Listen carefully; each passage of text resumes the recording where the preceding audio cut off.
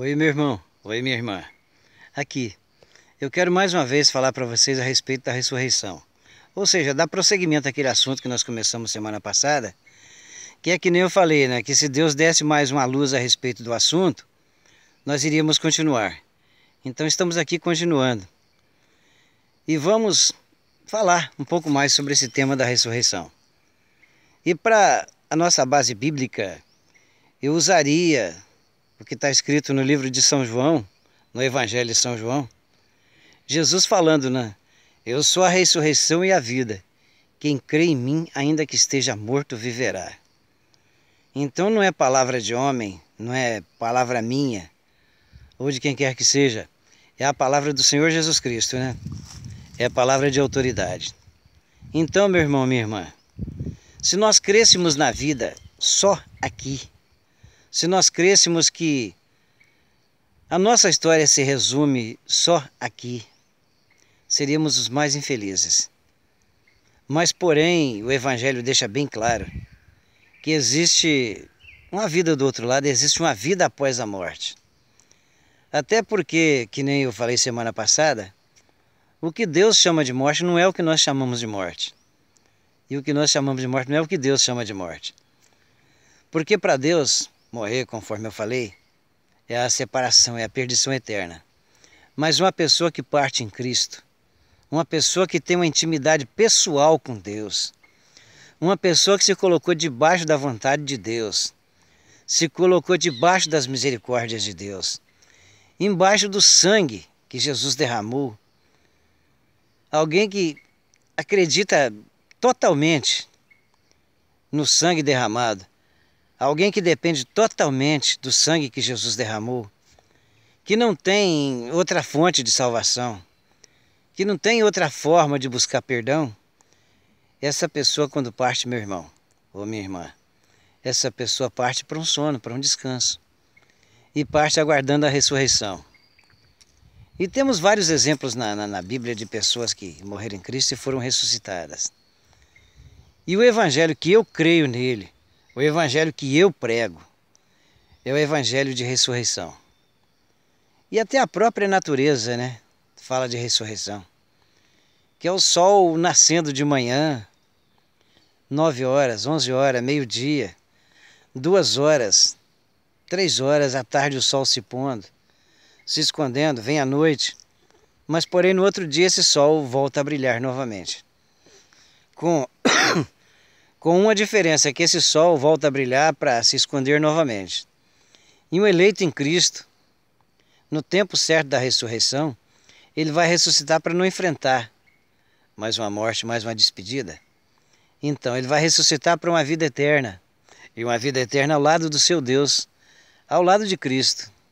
Então, meu irmão, minha irmã, eu costumo dizer, falando de mim, mas eu acredito que o cristão de uma maneira geral, nós temos os dois lados. Temos o lado espiritual e temos o lado natural, o lado carnal, digamos assim. A gente no lado espiritual da gente, a gente tem fé para enfrentar a situação. A gente consegue ver além das nuvens.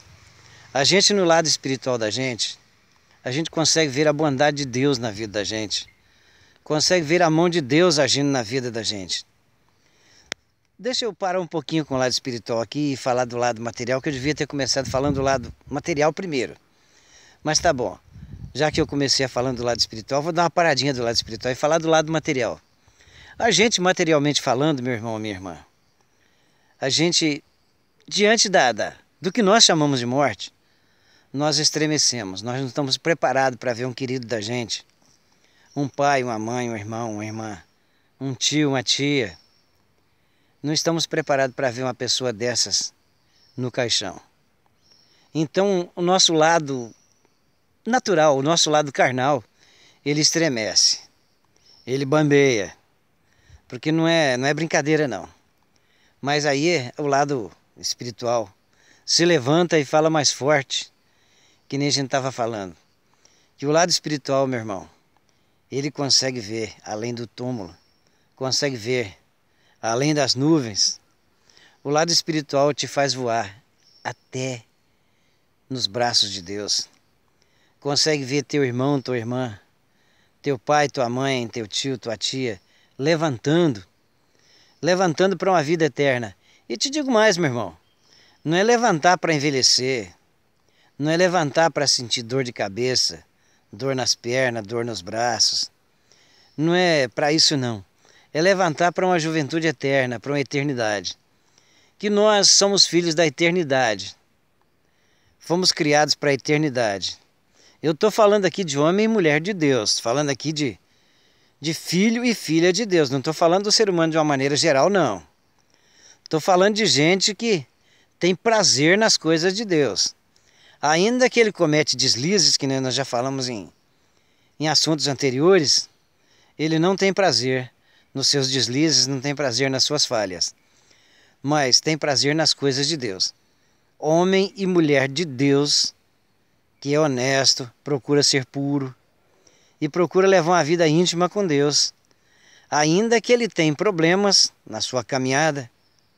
Porque te digo uma coisa, meu irmão, minha irmã, a vida cristã eu comparo com uma caminhada no barro. É tipo um levantar e cair, levantar e cair. Só que um homem de Deus, uma mulher de Deus, se ele caiu, ele não fica caído não. Ele vai levantar, vai se afirmar nas mãos do Pai e vai levantar. É que nem uma criança aprendendo a andar. Toda vez que ele cair, ele vai se levantar, porque o Pai é com ele.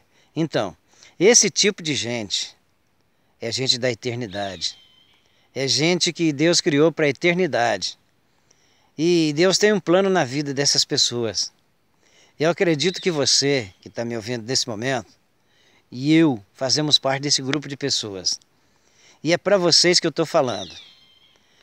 Quando o que nós chamamos de morte, digamos assim, chegar na tua casa, chegar na tua porta, não se apavore não.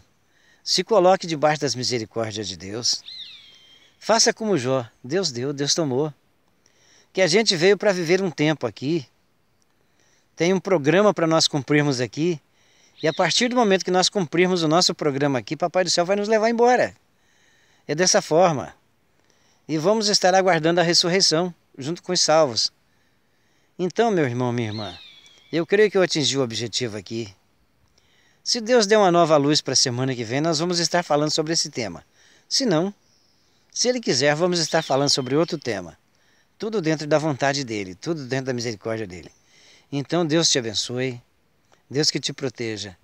E eu não quero, aliás, eu quero deixar bem claro aqui, para você não se desesperar diante do que nós chamamos de morte. Porque o que nós chamamos de morte não é o que Deus chama de morte. O que nós chamamos de morte, Ele chama de sono. E Ele tem o poder de despertar cada filho dEle que está dormindo esse sono aí. Então, fique tranquilo diante do Senhor, mesmo que um querido seu esteja no caixão, mesmo que você tenha sepultado um querido seu, não se desespera não, continue crendo nele, continue amando ele, continue debaixo das mãos dele. E assim você terá como encontrar esse querido seu que partiu para o outro lado. Meu irmão, minha irmã, que Deus te abençoe, que Deus te proteja e que essas palavras possam servir de consolo para você. E até a semana que vem. Amém.